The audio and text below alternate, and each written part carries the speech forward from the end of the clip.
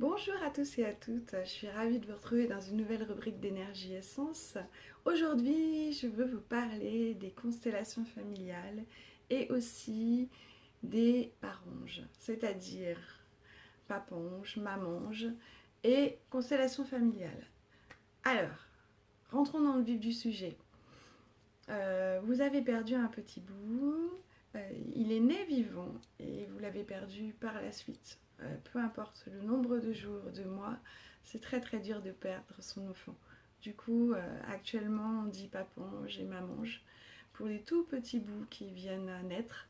Mais figurez-vous que ça peut être aussi quand vous vivez que vous vivez ah, j'ai perdu le nom. Ça va me revenir. Quand vous êtes enceinte, et puis peu importe le nombre de mois ou de jours, vous perdez cet enfant ou cet œuf qui a pris. Et ça peut être plus ou moins difficile à vivre. Fausse couche, ça y est, j'ai trouvé le nom. C'est bizarre ce nom fausse couche du reste parce que c'est pas une fausse couche, il y a une grossesse et puis à un moment donné elle s'arrête. Qu'est-ce que ça a de faux? C'est totalement vrai pour vous en tant que femme, c'est tout sauf faux. Alors bien sûr que selon à quel moment ça s'est passé, ça a forcément plus d'impact. Nous nous attachons plus ou moins à ce petit bout qui est en train de grandir. Et en tant que magnétiseur, je peux vous dire que parfois il n'y a pas besoin de beaucoup de mois de grossesse pour qu'il y ait déjà une histoire qui se passe entre l'âme de ce futur bébé et même votre âme. Vous pouvez avoir, allez, on va dire même un mois de grossesse et la fausse couche arrive. J'aime pas trop ce nom, mais bon, il est assez technique, il est utilisé. Eh bien, sachez que ça peut vous impacter ou en tout cas vous marquer. Et puis ça a peut-être du sens aussi de célébrer ce futur petit bébé qui aurait pu venir. Pourquoi je vous parlais des constellations familiales? Je reviens d'un week-end avec Clotilde Gérès-Guédi. Je lis son nom parce que j'ai toujours un petit peu du mal. Alors avec elle, pas du tout, elle est super cette personne. Elle a fait des constellations familiales depuis 20 ans. Et en fait, à travers les constellations familiales, j'ai découvert tout le sens de... Enfin, moi, j'ai relié ça aussi à tous ces bébés qu'on ne célèbre pas à certains moments. Pour vous dire, les constellations familiales peuvent se faire en collectif ou en individuel. Moi, je sais que je le fais en individuel en consultation. Mais en collectif, ça a l'intérêt d'être en groupe et de pouvoir... une personne parle de sa situation problématique familiale et différentes personnes vont jouer les rôles de ces différentes membres du groupe. L'idée, c'est que dans une famille, quand quelqu'un n'est pas honoré pour X raisons, quand on dit honoré, ça veut dire qu'au moins on célèbre le fait. Quoi qu'il ait fait, il a été vivant et il a fait que sa valeur permet que, eh bien, vous êtes là en tant que descendant.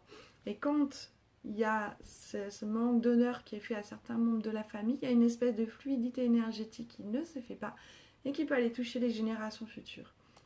Donc ça peut toucher des adultes qui ne sont pas honorés ou mis de côté pour X raisons, famille recomposée, décès prématuré, décès en couche pour certaines femmes, puis il y a une belle-mère qui arrive, la guerre, des gens qui sont devenus eh bien, résistants, collabos, etc. Des gens qui ont fait des crimes, qui ont fait des tas de choses affreuses, qui ont été des parents toxiques. Tout ça fait qu'il y a plein de gens qui ne sont pas honorés. Et ils pourraient l'être à travers la constellation familiale. L'avantage de ça, c'est qu'il y a une libération énergétique qui se passe et chacun a le mérite d'avoir existé pour que d'autres et les descendants soient là, soient vivants. Et voilà. Et cet manque d'honneur pour certaines personnes va faire que eh ben, les générations futures peuvent développer des troubles, peuvent développer des problèmes, peuvent développer des sentiments de loyauté vis-à-vis de ces personnes qui n'ont pas été honorées. Et moi, j'ai découvert qu'il y avait énormément de grossesses qui n'ont pas été vues même. Parce que il y a beaucoup plus de grossesses gémellaires qui démarrent et puis qui finissent par un seul bébé. Et même à la naissance, c'est pas courant de dire aux femmes eh ben, vous avez eu des jumeaux, puis vous en avez perdu un.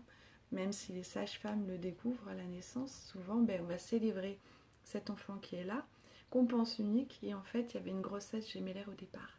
Et ça peut induire des difficultés pour l'enfant, par exemple, de trouver sa place, d'avoir un manque toute sa vie, d'avoir des sensations de froid, des sensations de rechercher la complétude avec quelqu'un dans son couple et de ne jamais la trouver et avoir du mal à se mettre en couple, avoir besoin de cette fusion. Et pourquoi? Mais parce que cette personne, par exemple, ne sait pas, mais a eu un jumeau et a perdu son jumeau. À travers une autre vidéo que vous pouvez voir sur ma chaîne YouTube, je parle de la méthode Tipeee. On peut travailler ça aussi avec la méthode Tipeee par rapport à ce problème de jumeaux. Mais sinon, moi je peux vous dire qu'en constellation familiale, j'ai découvert des tas de choses chouettes, des tas d'enfants qu'on ne sait pas ou qu'on n'a pas célébrés et qui finalement, ça a un impact sur toute la famille. Sachez que voilà, il n'y a pas besoin de faire quelque chose de très démonstratif, mais ça peut être intéressant pour une petite âme d'avoir une reconnaissance de l'amour envoyé, un prénom, et puis même de choisir un objet et qui représentera cet enfant, cette petite amas de cellules qui à un moment donné a eu le mérite de s'incarner et de ne pas avoir duré longtemps, mais d'avoir été là quand même. Pour moi, du coup, c'est tout sauf une fausse couche. C'est vraiment une âme qui a besoin d'être célébrée aussi. Si vous vous sentez concerné par cette vidéo, n'hésitez pas à la partager, la liker, laissez vos commentaires. Alors, j'apprécierais plutôt sur ma chaîne YouTube, vous retrouverez cette vidéo sur ma chaîne YouTube.